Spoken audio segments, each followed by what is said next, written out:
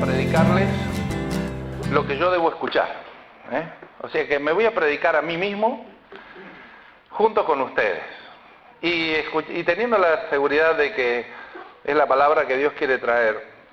Ustedes y yo necesitamos escuchar esto, tal vez por enésima vez, una vez más, pero es necesario que lo escuchemos. Y sin darme cuenta, se armaron 3 temas que bien pueden formar parte de un mini estudio, ¿sí? Que no fue la verdad como lo gesté, simplemente los temas vinieron y a la hora de unirlos, los 3 temas dan vuelta alrededor de más o menos la misma cosa. Son 3 aspectos bien diferentes, pero de un mismo concepto, de una misma cosa que quiero que veamos en estos 2 días. Yo quiero hablarles sobre la palabra de Dios. No simplemente sobre la Biblia, sino sobre la palabra de Dios, que es mucho más allá que simplemente restringir la palabra de Dios a la Biblia. Quiero que abramos nuestras Biblias en Juan, capítulo 1. El pasaje es archiconocido, pero no por eso va a dejar de hablarnos. Juan es uno de mis escritores preferidos, porque Juan era un hebreo, que hablaba como hebreo, pensaba como hebreo, nada más que lo hacía en un idioma extraño para él, que era el griego. No extraño para él, sino extraño para su fe, pero es un típico hebreo, escribiendo como un hebreo y concibiendo las ideas como un hebreo. Es así que este Juan es un verdadero rumiante de ideas. ¿Vio lo que es un rumiante? ¿Sí? Los rumiantes tienen la capacidad de volver a digerir una y otra vez el mismo bocado. Y esto es lo que Juan hace con las ideas. Y lo hace con ideas muy cortas, lo hace con frases muy cortas. Y estos primeros 2 versículos son todo un ejemplo de cómo él pensaba, de cómo pensaban los hebreos y de cómo pensaba él a la hora de concebir las cosas, que es todo lo contrario a lo que Pablo hace, ¿no? Pablo arranca y escribe toda una carta como sin poner una coma, nada en el medio. Él le mete para adelante, de rumiar nada, ¿sí? En cambio él es diferente. Es así que Juan comienza a contarnos su experiencia con el Señor Jesucristo de la siguiente manera. En el principio era el verbo. Permítame que yo lo traduzca diferente, ¿sí? Porque la palabra verbo para nosotros en castellano se nos ha cambiado mucho, hoy hasta Arjona me lo canta, ¿sí? Déjenme que lo cambie, así nos suena diferente, ¿Te lo digo en castellano o se lo digo en griego? ¿Cómo quiere? Las dos. Primero en cordobés, ¿sí? No, primero se lo digo en griego, después se lo traduzco. En el principio era el logos, dice el original. Y logos es una palabra muy especial, por eso la remarco, ¿sí? En el principio era el logos, y hay una sola Biblia que conozco que está traducida como debiera ser traducida. Nada más que la usan los testigos de Jehová y a nosotros no nos gusta mucho el asunto. Pero ellos la traducen así y es correcto, ¿sí? Traducirlo de esta manera. En el principio era la palabra. Y la palabra era con Dios. Y la palabra era Dios. Esta era en el principio con Dios. Y todas las cosas por ella fueron hechas. Y sin ella, nada de lo que ha sido hecho fue hecho. En ella estaba la vida, y la vida era la luz de los hombres. La luz en las tinieblas resplandece, y las tinieblas no prevalecieron contra ella. La palabra logos es una palabra muy especial, pero es tan especial como nuestra palabra como nuestro sustantivo palabra.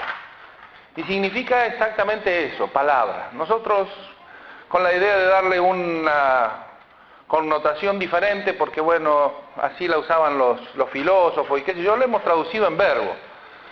No sé con qué sentido, pero la idea exacta de lo que Juan quería decir era que en el principio la palabra, ¿sí?, ya estaba haciendo, y que en ese principio la palabra estaba cumpliendo algunas funciones que quiero que veamos. Lo que pasa es que, bueno, le voy a contar el final del cuento al principio, pero usted ya lo sabe, ¿sí?, que esa palabra no es simplemente una palabra, sino que es una persona, ¿sí? ¿Y de quién estamos hablando? De la persona del Señor Jesús, la persona del Hijo de Dios, ¿sí? Por eso esta palabra aquí toma vida y hace cosas que hacen las personas, y se refiere a ella como una verdadera persona porque de hecho es una persona.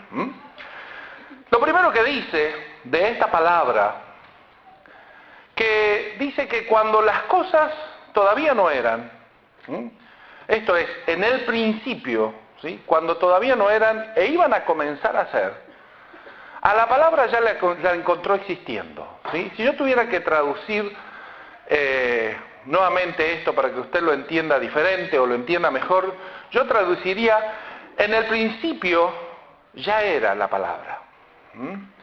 Le agregaría ese ya por la forma en que está expresado por Juan.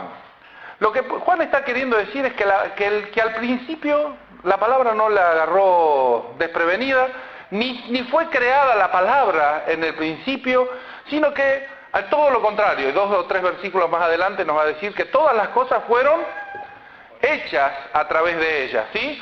O sea que es lejos de ser creada la palabra en ese tiempo. Pero lo que viene a expresar es que en el principio de todas las cosas, cuando fueron creados los cielos y la tierra, la palabra que hoy sabemos perfectamente era nuestro Señor Jesús, era el Hijo de Dios, es la persona de Dios Hijo, ya estaba existiendo, ¿sí? Pero la segunda idea que va a meter Juan es más importante todavía, o tan importante como esta, y dice: y la palabra era con Dios. Tampoco sé por qué tradujeron los traductores de esta manera, porque la palabra que se usa ahí para decir con no es con. No, eso dice después. Sino que usa una palabra que es una palabra que quiere decir algo así como que en el principio la palabra que estaba haciendo apuntaba hacia Dios. La palabra griega es pros, ¿sí?, es una partícula muy especial, pero dice que era hacia Dios. Yo lo traduciría así: en el principio ya era la palabra, y la palabra era hacia Dios, mostraba al Padre, se dirigía al Padre, ¿sí?, mostraba un camino, y tiene que ver con todo lo que Juan luego va a expresar en toda la palabra, en todo el Evangelio, recogiendo algunas expresiones muy especiales del Señor Jesús, como el hecho de que Él es el camino, la verdad, la vida, la puerta, ¿sí?, que nadie puede ir hacia el Padre si no es a través de Él. Esto está muy claro en este Evangelio, más que en otros Evangelios. Y desde el principio Juan va marcando lo que él quiere decir de que es el Señor Jesús y que es la palabra. Y es que la palabra ya existía antes de todas las cosas, existía desde la eternidad y en la eternidad con Dios, como que es Dios. Pero no solo eso, sino que desde la eternidad, ya aún antes de crear todas las cosas, la palabra tenía un propósito específico, y ese propósito era darnos un camino, mostrarnos a quién, al Padre. El propósito de la palabra es revelarnos, mostrarnos, darnos a conocer al Padre. Capítulo 17 de Juan, el Señor Jesús va a hacer una definición de lo que es la vida eterna. Orando en Getsemaní, en 17:3 dice: yo les he dado vida eterna, a todos los que me diste, dice, yo les he dado vida eterna, y esta es la vida eterna, que te conozcan a ti, ¿sí? Y es el verbo, la palabra, el logos de Dios, el Hijo de Dios, cumpliendo su propósito original, que es ¿qué? Revelar al Padre, darnos a conocer al Padre, llevarnos al Padre, darnos un camino de entrada, el único posible, al Padre. La palabra de Dios mostrando, revelando, abriendo un camino al Padre. ¿Sí? Dice, en el principio ya era la palabra, y la palabra era hacia Dios, y la palabra era Dios. Como para que no quepa ninguna duda respecto de esto. ¿Amén? Hasta ahí estamos claros, ¿no? No sé por qué tan complicado para algunos, pero para mí se me hace bastante claro el asunto. No necesito darle muchas más vueltas al asunto. Ahora dice, versículo 3, todas las cosas fueron hechas, y así traduce la Biblia de las Américas, a través de ella, a través de la palabra. Y aquí sí quiero detenerme un ratito, porque, bueno, hay mucha cosa dicha acerca de esto. Cuando usted lee tanto en el castellano como lo lee en el griego, y usted lee en el principio, ¿de qué se acuerda? De Génesis 1:1, ¿no? Bueno, lo mismo le pasaba a los que en ese tiempo escuchaban lo que Juan estaba escribiendo, porque Juan toma la misma frase con la que comienza Génesis 1:1 para comenzar su evangelio, y no lo hace por casualidad, no lo hace sin darse cuenta, lo hace en una forma bien, pero bien determinada, ¿sí? Él nos está refiriendo a Génesis 1:1, y luego va a decir en el versículo 3 que todas las cosas fueron hechas a través de esta palabra, ¿sí? Así que déjeme que yo vuelva a Génesis 1:1 para ver cómo es que Dios creó e hizo los cielos y la tierra. ¿Cómo creó Dios los cielos y la tierra? Por la palabra, ¿sí? ¿Cómo se imagina entonces usted que Dios hizo para crear los cielos y la tierra?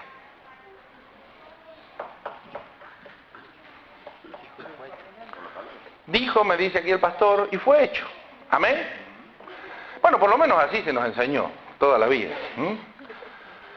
Ahora, vamos a leer Génesis 1:1. Fue interesantísimo esto. Dice Génesis 1:1 que en el principio creó Dios los cielos y la tierra. Y la tierra estaba desordenada y vacía. Así que cuando ya llegó al versículo 2 ya estaba todo creado. ¿Sí? O sea que toda la creación se da en el primer versículo. O prácticamente todo se da en el primer versículo.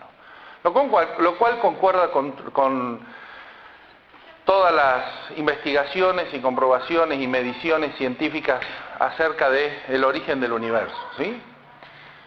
Yo no sé, bueno, si por ahí me da un respiro, le cuento algo, pero quiero que se le quede grabado esto.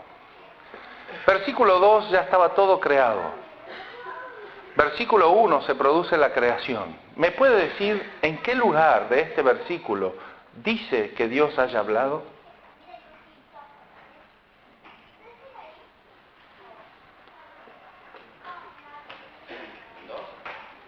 ¿En el 2 o en el 1, en el que usted quiera? Y está implícito en el 1. Está implícito en el 1, porque la palabra es creadora. Bárbaro. Pero no dice que habló. Sí, no dice que habló. Dice que creó todas las cosas.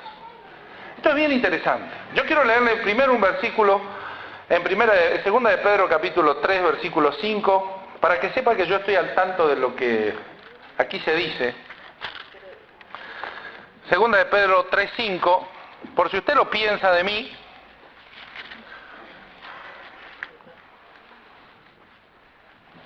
dice que en los últimos tiempos, dice Pedro, aparecerán algunos que ignoran voluntariamente que en el tiempo antiguo fueron hechos por la palabra de Dios los cielos y también la tierra que proviene del agua y por el agua subsiste, ¿sí?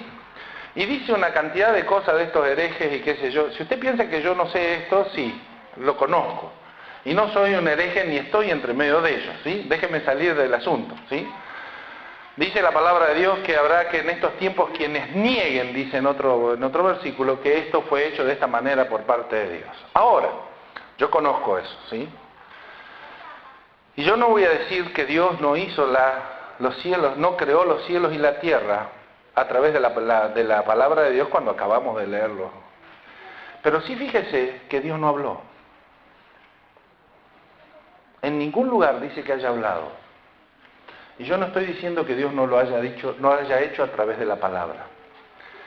Y quiero que usted entienda lo que palabra de Dios, lo que palabra significa para Dios. Y en eso se basa gran parte, o el meollo de lo que quiero que entienda en esta noche. Amén. Porque aquí no tenemos a un Dios hablando. Es más, fíjese que luego dice que sí habló.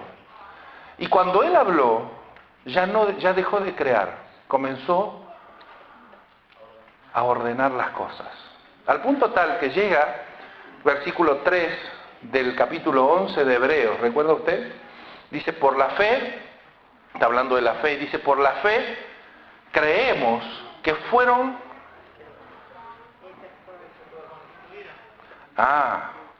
No dice ni hechos, ni dice creados, dice que fueron constituidos por la palabra de Dios los cielos y la tierra. ¿Qué es lo que usted ve que ocurre en Génesis 1? Ve a un Dios ordenando, y yo le voy a decir, ve a un Dios trabajando a través de su hablar.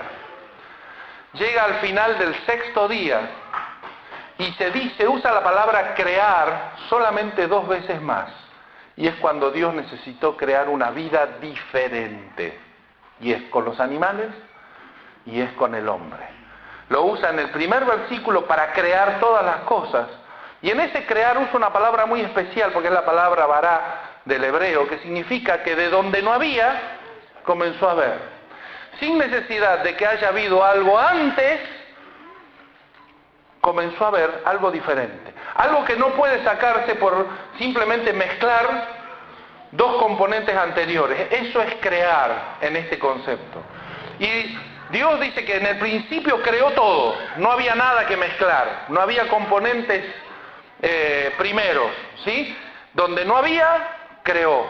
Y luego cuando tuvo que traer una vida diferente en los animales y en los hombres, nuevamente hizo uso de su atributo creador. Pero hasta este momento lo vimos a Dios hablar y hablar y hablar. Y dijo Dios, sea la luz. Y no dice tan simple que fue la luz. Dice, entonces separó la luz de las tinieblas y trabajó e hizo y llevó. ¿Quiere que le explique un poquito de la creación? Tengo una gana bárbara yo, ¿sí? Así que déjeme que le explique. Por ahí no me entiende, pero si me entiende usted, yo me saqué el gusto, ¿sí? Pero la creación es muy interesante de ver.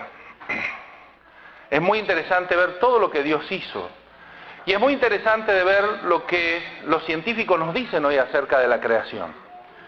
Cada vez más se estudia sobre la creación porque resulta que ahí se pone a prueba toda la simpleza y la potencia de la física y de todo lo que de las leyes de la naturaleza que hacen que luego el universo funcione. Por eso es tan interesante meterse en ese primer momento y ver cómo Dios lo hizo, para llegar a la conclusión, dicen los científicos, de que hubo un momento donde no había nada. Esa es la conclusión que ellos llegan. Hubo un momento donde no había nada y todo apareció concentrado en un punto. Y ese punto, ¿sí?, fue el origen del espacio y contenía toda la energía que hoy hay en el universo. Y el espacio, dice, comenzó a crecer como una pelota. Esta teoría se conoce como la teoría del Big Bang, de la gran explosión. Que deja de ser teoría, usted sabe que una teoría deja de ser teoría cuando se puede medir y se puede predecir cosas, ¿sí?, a partir de lo que se supone que estamos queriendo probar, y se pueden hacer mediciones. Lo interesante de esta teoría es que hoy se miden cosas. Por ejemplo, se ha medido el ruido de esta explosión. Claro, no es ruido de sonido, sino ruido en frecuencias electromagnéticas que se miden. Que si las cosas fue como ellos dicen, tendrían que medirse de tal manera, y eso se ha medido. Y se sigue midiendo hasta el día de hoy, se sigue comprobando de que realmente todo comenzó desde un punto, desde un origen, donde no había nada, comenzó a verlo todo de golpe. Y el espacio comenzó a crecer. Y hoy se mide la velocidad con que el espacio va creciendo. Usted sabe que tenemos un espacio en expansión. El espacio no es infinito. El espacio no es tan grande como usted puede imaginárselo. Resulta que hay una frontera donde el espacio se termina. Y que va creciendo con una velocidad que los científicos hoy pueden medir. Y miden el tamaño y miden la velocidad con que crece. Tremendo. Pero la energía todavía estaba concentrada ahí. El espacio crecía, pero la energía estaba concentrada. Y era tan fuerte la cantidad de energía que había que nada salía de ahí. Y le llevó algo así como 300 millones de años enfriarse lo suficiente y crecer lo suficiente. Esto comenzó a ser una pelota. Estamos hablando de centímetros y de milímetros. Increíble, todo concentrado en estos tamaños. Estamos hablando de tamaños gigantescos, de tamaños muy pequeños, hasta que en un momento eso se fue enfriando lo suficiente. Y ¿sabe qué? Le estoy por decir adivine, pero no, usted no puede adivinar. ¿Cómo le digo? A ver, imagine, suponga, esta es la idea, suponga que piense un poquito, no había nada, eso se llama sopa de energía, ¿sí? Lo que la palabra dice que era desorden y vacío. No había nada, todavía no había partículas, no había nada, era tanta la energía y tanta la temperatura que no había nada, era simplemente energía. Hasta que en un momento se infló lo suficiente, se expandió lo suficiente y se enfrió lo suficiente. ¿Y sabe qué fue lo primero que salió de ahí?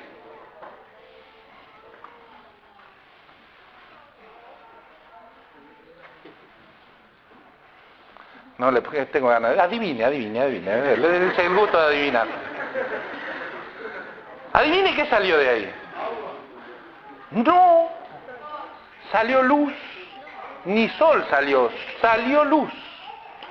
Lo primero que se vio salir luego de la gran explosión, después de 300 millones de años, de ser eso puro desorden y vacío de cosas, porque no había ni partículas dando vuelta, fue la luz. Y yo aplaudo cada vez que escucho esto, ¿sí? Porque la palabra de Dios, que parece no ser un tratado científico, ¿sí?, es tan preciso en decir las cosas. Dice el Señor que creó todo, ¿sí? Versículo 1. Y que todo estaba desordenado y vacío. Yo digo, pero... Y dijo Dios, sea la luz.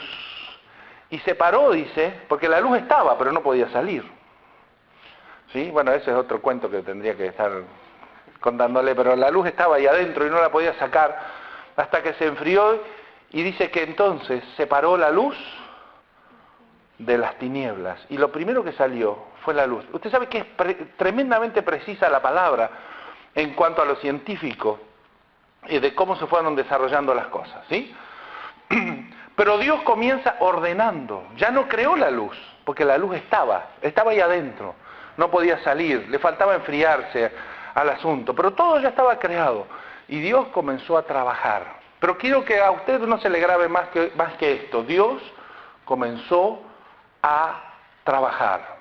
Dice en el Antiguo Testamento también que por la palabra Dios hizo. Y hacer no es lo mismo que crear. Porque para crear a Dios no se le mueve un pelo, ¿sí? Pero para hacer tiene que meter las manos en la masa, tiene que trabajar, ¿sí? Al punto tal, dice que trabajó 6 días, ¿y qué le pasó? Se cansó. Tuvo que tomarse un 7º día de descanso, y esto no es de hablar, es de trabajar.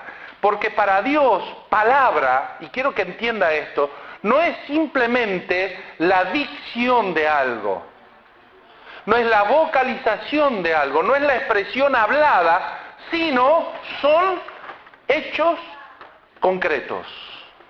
¿Amén? tan concretos son estos hechos, como que usted puede hablar de la palabra de Dios como el mismo Dios, como su Hijo, ¿sí? Expresado no en la voluntad de Dios, sino en el hecho de Dios, en la acción de Dios. ¿Me viene entendiendo? ¿Sí? No le hice mucho lío en este asunto. Muy bien. Entonces tenemos a Dios haciendo, a través de la palabra, todas las cosas. Y dice que fuera de Él, sin Él, no dice fuera de Él, todo fue hecho a través de Él. Y es bien preciso esto. Fue hecho a través de la persona de la palabra. Y sin ella, nada, absolutamente nada, fue hecho. Hay algo interesante en la creación cuando llega a crear al hombre. Porque no solo que tiene que hacer algo sensiblemente diferente en calidad y en absolutamente todo, en naturaleza, tal es así que nada de lo anterior le sirve para crear este hombre nuevo y necesita, por lo menos en una parte, no en el cuerpo, porque del cuerpo dice que tomó de los elementos de la tierra e hizo el cuerpo, luego sopló de su espíritu, pero tuvo que hacer algo, un acto creador para que apareciera algo que no podía gestarse de nada de lo que se encontraba ya en la tierra, y crea al hombre, pero dice algo muy interesante el Señor ahí al crear al hombre. Dice que lo creó ¿a qué? A su imagen y semejanza. ¿Sí? A la imagen de Dios, ¿sí? Y lo expresa en plural, ¿sí? Porque no dice a mi imagen y a mi semejanza, sino dice que Él hablaba en la Trinidad, sabemos hoy, ¿sí? Hablaba con el Espíritu y hablaba con su Hijo, ¿sí? Que trabajaban en conjunto en este momento, porque el Espíritu no estaba aparte. Fíjese que en el versículo 2 lo plantea perfectamente, que el Espíritu se movía y era el que trabajaba, y la palabra y todo esto, trabajaban en conjunto, trabajaban en equipo, y hablaban entre ellos y dijeron, hagamos al hombre a nuestra imagen y a nuestra semejanza. Ahora, imagen y semejanza, a veces a nosotros mentalmente nos lleva a pensar de que en nuestros brazos, en nuestra nariz, en nuestra boca, la cara, no sé en dónde se refleja nuestra imagen, la imagen de Dios, pero no es esa la imagen ni la semejanza que tenemos con Dios. Porque, bueno, Dios no tiene un cuerpo como el que tenemos nosotros, al cual parecernos nosotros. No es en eso en lo que nos parecemos. Si bien Dios luego, para referirse a Él mismo, hace lo que se llama antropomorfismo, ¿no? Y habla de la mano de Dios, la boca de Dios, ¿sí? Pero son figuras literarias para expresar cosas, porque la realidad es que Dios ni boca ni mano tiene, ni se parece a nosotros en el cuerpo. Entonces, ¿dónde está la imagen y la semejanza que nosotros tenemos con Dios? Si Dios tuvo que hacer un acto creador para hacer algo diferente, será justamente en esas diferencias que tenemos con el resto de la creación que debemos buscar la imagen y semejanza de Dios en nosotros. Escuché por ahí alguien que dijo en nuestro espíritu, ¿sí? Y es correcto, porque nosotros tenemos una naturaleza espiritual que ningún otro tiene. Ningún otro ser tiene la naturaleza espiritual que nosotros tenemos. Pero no podemos conformarnos con eso, solamente con eso. Porque no es todo lo que nos diferencia con el resto de los animales. El habla es una de las partes más importantes. Alguien dijo que la gran diferencia entre el mono, ¿sí? El mono y el hombre y los demás animales, ¿sabe dónde está? Los hombres y los monos nos diferenciamos del resto de los animales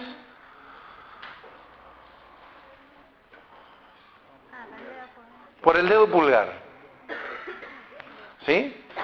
Por eso, eso nos ha permitido construir herramientas y hacer una serie de cosas que el resto de los animales no puede hacer simplemente porque no tiene el dedo pulgar para poder tomar cosas. Pero el mono es mono. Y yo me le parezco mucho, ¿no? No. El mono es mono y usted y yo somos algo muy diferente al mono.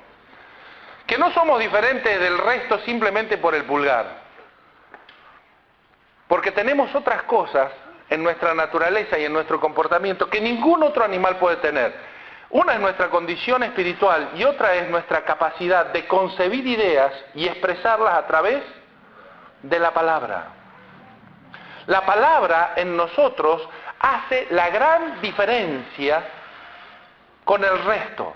No solo podemos hablar, sino que antes de hablar hemos podido concebir las ideas con una inteligencia y con una lógica que ningún otro ser puede tener. Y me gusta cómo lo expresa Génesis, y déjeme resumírselo en otra palabra. Génesis 27 dice que Dios creó al hombre a su imagen, y Génesis 1:27, perdón, que creó Dios al hombre a su imagen, a imagen de Dios lo creó. Y entonces saca una conclusión. ¿Cómo lo creó? Varón y hembra. Varón y hembra. ¿Sí? Que parece ser todo lo contrario a lo que uno espera que dijera. Porque sabemos que Dios es hombre o mujer.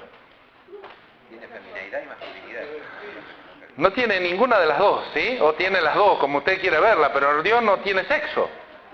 No podemos concebir ni un Dios varón, ni un Dios hembra, mujer, porque no está en la naturaleza de Dios. Sin embargo, cuando dice que cuando puso en nosotros su imagen y su semejanza, nos concibió como ¿qué? Como varón y como hembra. ¿Está? Y puso el sexo en nosotros. Y esto es bien interesante, porque también en el propósito, en la semejanza de Dios, se ve reflejada en esto, y fundamentalmente en esto. Porque Dios es un Dios creador, porque Dios es un Dios multiplicador, porque Dios es un Dios generacional, porque Dios es un Dios multiplicador, porque Dios es un Dios que sabe hacer bien las cosas y gozarse en la forma en que lo hace, ¿sí? Por eso concibió al hombre de esta manera, un hombre capaz de reproducirse, capaz de multiplicarse, de dar a luz, de gestar dentro suyo por su voluntad, ¿sí? Por eso aclara en el capítulo 1 de Juan, que cuando nacemos de Dios no nacemos por voluntad de hombre, porque nuestros hijos también nacen por nuestra voluntad. Nosotros podemos decidir si vamos a tener o no vamos a tener hijos.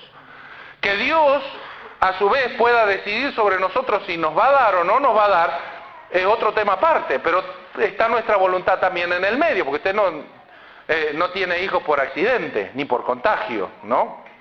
Eso, o sea, hay que hacer algo en el camino. Mi señora se le cayó el...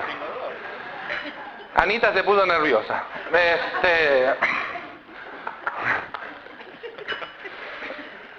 Yo no voy a hablar de lo que hay que hacer en el camino, veo tantos chicos acá, ya aprendieron. O sea, la voluntad nuestra está en el camino, ¿sí? Y esa forma de expresarlo, ¿sí? Dios lo puso en nosotros a través de la diferencia sexual y la necesidad de trabajar y de complementarnos, de ser unos entre los dos, ¿sí? Entonces, yo tengo en la semejanza a Dios, en la imagen y semejanza, tres cosas que para mí son fundamentales. El espíritu, el habla y el propósito. ¿Está? Dios puso tres cosas en nosotros que por lo menos tres, seguro que puede encontrar más, no me quedo con una lista cerrada ahí, pero con esas tres yo alcanzo a ver la mayor cantidad de cosas. Propósito, habla y espíritu, ¿sí? Un espíritu diferente que nos hace a imagen y semejanza de Dios. ¿Amén? Muy bien. Quiero volver ahora a Juan capítulo 1.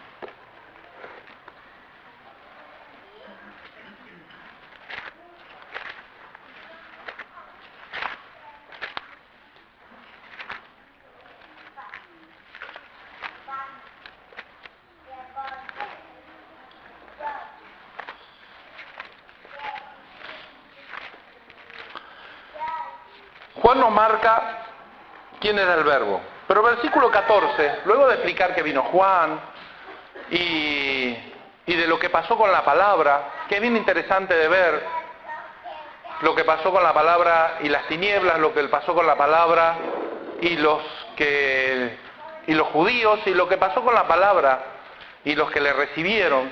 Dice que hay tres actores diferentes. Uno quisieron derribarla a las tinieblas, otras no la recibieron, dice, ni siquiera como un igual, y otros simplemente recibieron la palabra y fueron hechos, ¿sí? Fueron hechos hijos de Dios. Ahora, versículo 14 dice, y aquel verbo, aquella palabra, fue hecha carne y habitó entre nosotros, y no fue una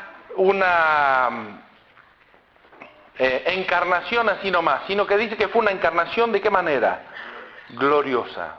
Porque dice, vimos su gloria, y gloria como del unigénito del Padre. Una gloria que solamente uno puede tener, ¿sí?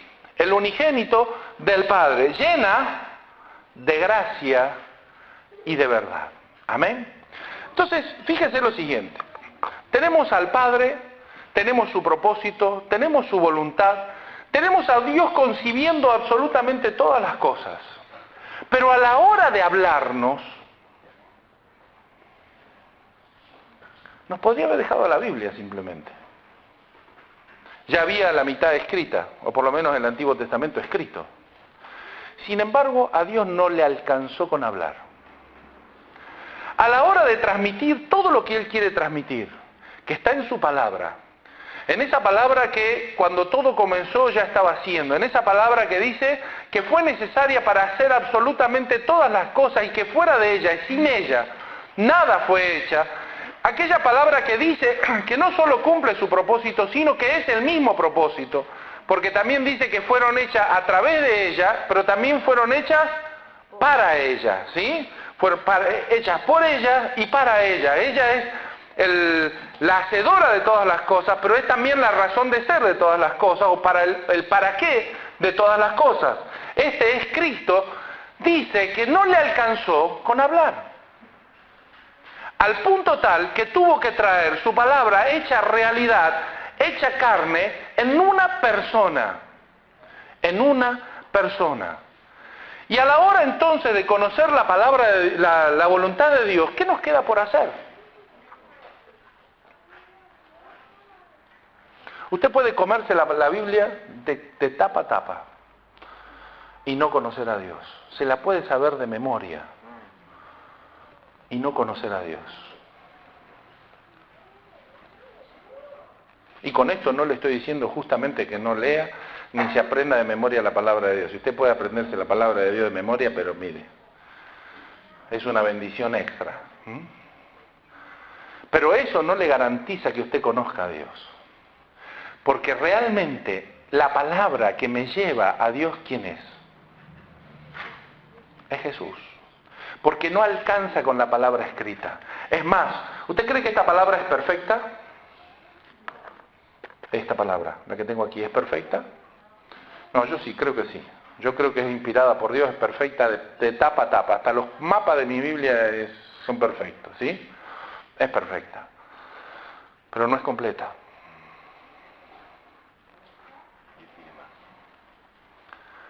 ¿Qué quiero decir con que no es completa?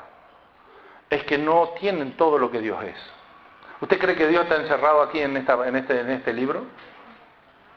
No. Dios es muchísimo más que lo que dice ahí.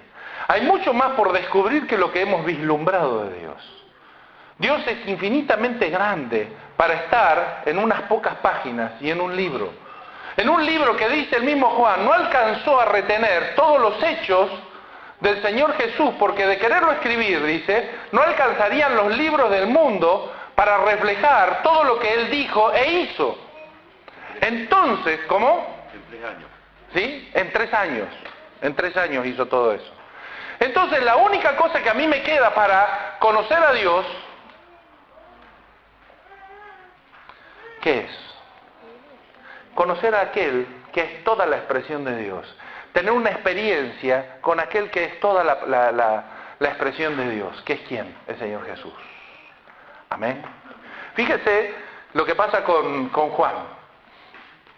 Juan es un personaje muy especial en la vida de Jesús. Es su discípulo amado. Él llegó a dormir en su pecho. Él podría haberme dicho qué perfume usaba Jesús, cómo latía su corazón.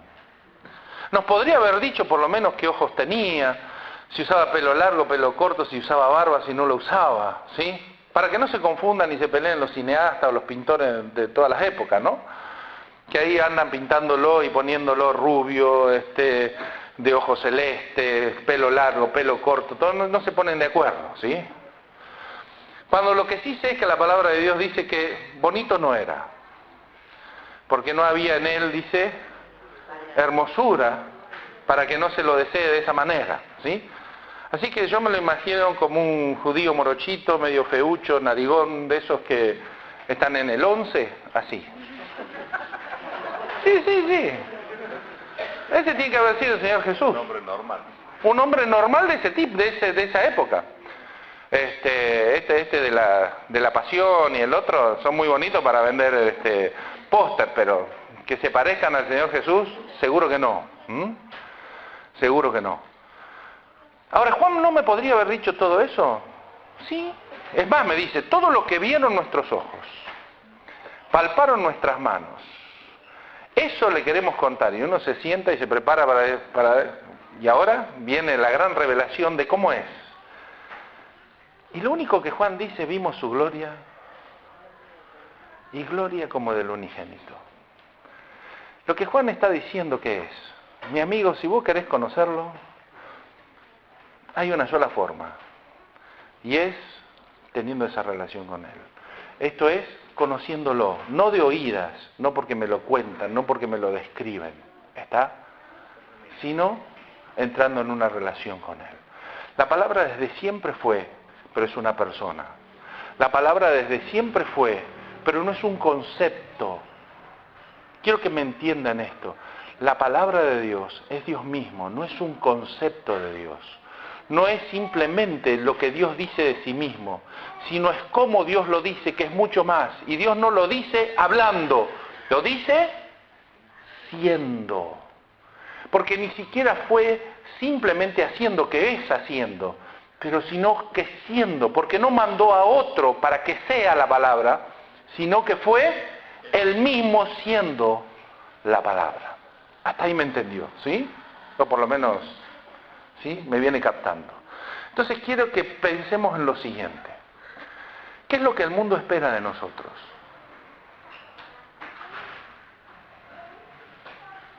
Porque tenemos un problema. Esa palabra se hizo carne. Y bien dice Juan, y habitó en medio de nosotros. Y usted sabe que es una palabra muy especial. Si yo tuviera que traducir, traduciría acampó en medio nuestro. Esto es, vino por un rato, ni siquiera hizo un edificio, armó una carpa, estuvo por un rato con nosotros, porque después, ¿qué pasó? Se fue. Nos dejó su espíritu. Y a través de su espíritu lo tenemos a Él y Él está presente. Pero la realidad es que el Jesús, el Verbo hecho carne, el Logos de Dios, la palabra hecho carne de Dios, no está más con nosotros. Está, pero no físicamente, no se la puede ver, palpar. Ya no podemos saber qué ojos tenía, como lo pudo ver Juan. La realidad es que se nos fue de esa manera. Su presencia es diferente. Y la presencia de esa palabra en el mundo aún es más diferente. ¿Usted quiere saber cómo se ve a los ojos del mundo la palabra? ¿Usted quiere ver el Logos de Dios, el Verbo de Dios, como el mundo lo ve? El ejercicio es muy sencillo. Si no tiene un espejo, mire el que tiene al lado. Porque así se ve el Logos hoy. Porque los que estamos siendo somos nosotros. ¿Me va entendiendo? No importa si usted predica bonito o no predica. No importa si usted se sabe los versículos de memoria o recuerda un texto y no sabe ni dónde está. Lo que el mundo ve y al Cristo que hoy el mundo ve no es al que usted dice ser, sino al que usted está siendo. el que está viendo, el que está haciendo lo que ellos reciben, el que está produciendo las acciones que afectan el mundo. Cuando Dios decidió hablarnos, no expresó su palabra a través de algo audible, sino lo expresó en una persona. Mi pregunta es, ¿cambiará hoy Dios de plan? No. Dios no va a cambiar su plan. Por eso me gusta, ¿recuerda a Francisco de Asís? Claro, ese no es santo de nuestra devoción, ¿no? Y nos viene muy bien el dicho. Pero Francisco de Asís era un tipo muy interesante. Y Francisco de Asís decía lo siguiente, ¿sí? Predica, predica, predica, predica. Pásate el día predicando. Y si te queda tiempo, también habla. Él había entendido el concepto de predicar. Y predicar no era pararse en un púlpito, ni hablar bonito, ni hablar de lo que debiera ser pero no soy, sino con los hechos, con las acciones, con la presencia. Y eso es lo que Dios hizo y lo que Dios pretende de nosotros. Ahora, algo más, porque a la hora de concebir su propósito, y yo creo que de lo más fuerte que tenemos en imagen y semejanza a Dios es justamente el propósito. A la hora de expresar su propósito, Dios concibió un hijo. Y lo concibió justamente como el verbo de Dios, como su palabra, como su expresión. A la hora de expresar el propósito, concibió un hijo. La pregunta es, ¿qué estamos haciendo con nuestros hijos? Porque nosotros también concebimos hijos. Y somos una generación padre de otra generación que nos sigue. ¿Qué será de esa generación? ¿Qué estamos haciendo para que esa generación sea? Porque si decimos ser el Logos de Dios, porque si decimos ser aquellos que expresamos la voluntad de Dios, si decimos que ser los que nos comportamos como Dios se comporta, si decimos ser los cristianos que decimos ser, nuestros hijos deben ser concebidos de la misma manera que Dios concibió el suyo. Y Dios concibió el suyo para que éste llevara la expresión de todo su propósito. ¿En qué andan nuestros hijos? ¿En qué andamos nosotros y en qué andan nuestros hijos? ¿Qué ve el mundo de nosotros y qué ve de nuestros hijos? ¿Cómo afectamos la tierra y cómo la afectan nuestros hijos? ¿A quiénes siguen nuestros hijos? ¿Podemos ser sus ejemplos? ¿O solo somos los que les traemos el pan y el abrigo tanto como nos da el cuero? Porque tenemos un ejemplo de paternidad y es la del Señor, la del Padre, ¿sí? Dando a luz a todo lo que Él es a través de su Hijo. Amén. Amén. Tengo anotadas 2 o 3 cosas más, pero las voy a dejar para mañana.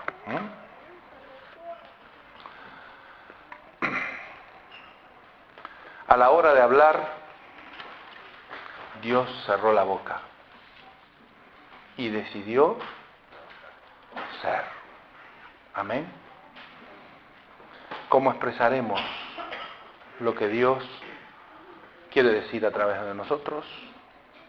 No depende de su boca, depende de lo que seamos. Amén. Mañana vamos a hablar de 2 cosas más. Vamos a hablar de esta palabra de Dios, de la Biblia. Específicamente, vamos a hablar de lámparas. Y también vamos a hablar de la confesión,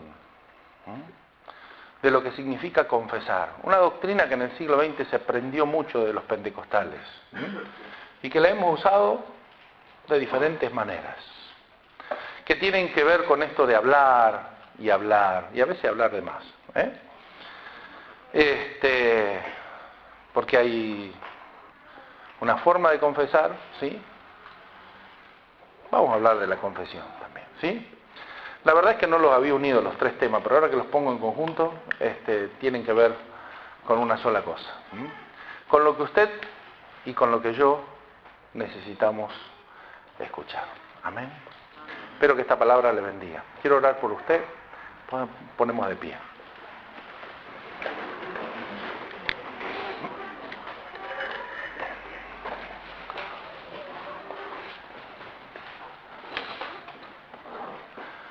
Padre Santo, te bendigo, te alabo,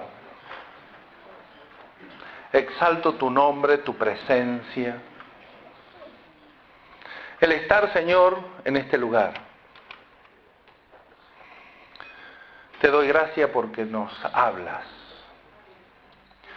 y porque nos hablas a través de la presencia de cada uno de nosotros, porque no estamos de gusto, porque no estamos por casualidad, porque no están así los que nos ministran, porque no están así nuestros amigos, porque no están así los que amamos,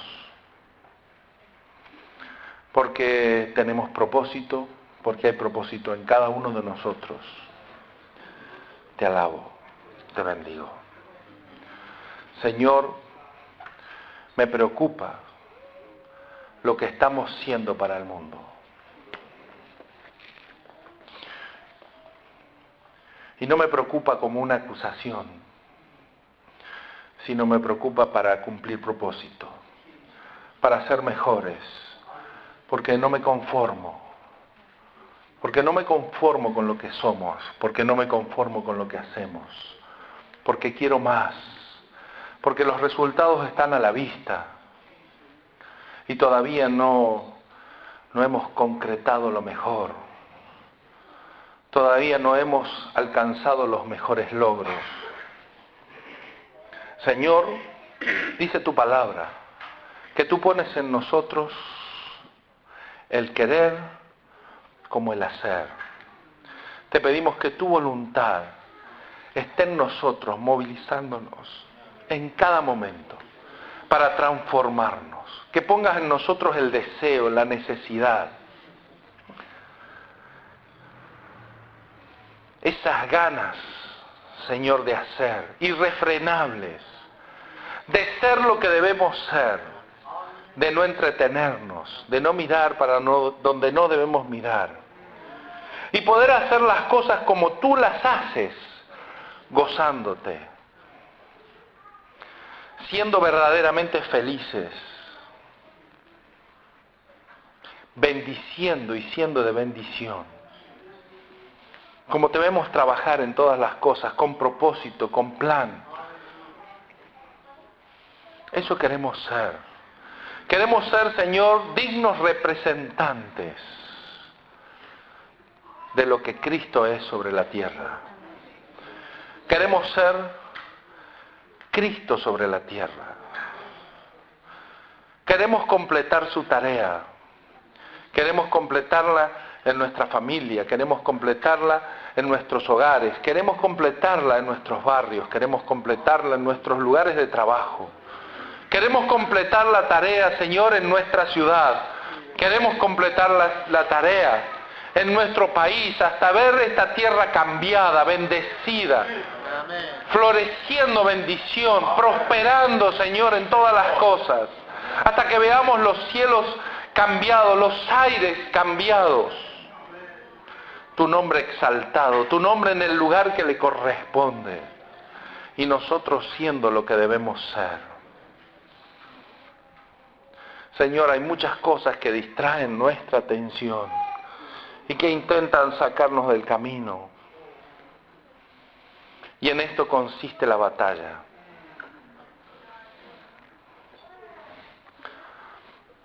Pero como un niño decía el otro día, qué privilegio, Señor, qué privilegio saber de antemano cómo termina esta batalla. te alabo y te bendigo.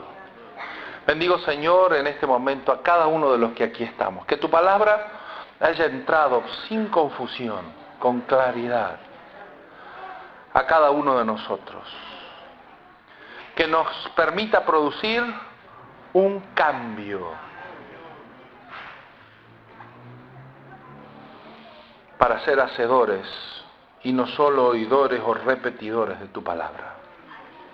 A ti sea, Señor, la honra, la gloria, el imperio, la majestad, porque tú eres digno eternamente, para siempre. Amén, amén y amén. Levántale un aplauso al Señor, porque Él es digno. ¡Aleluya! ¡Aleluya!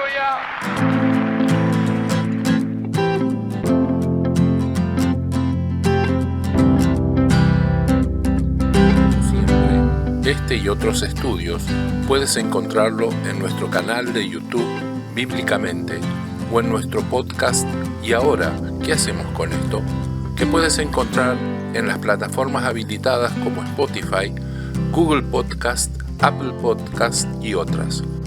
No olvides suscribirte y hacer clic en la campanita de notificaciones.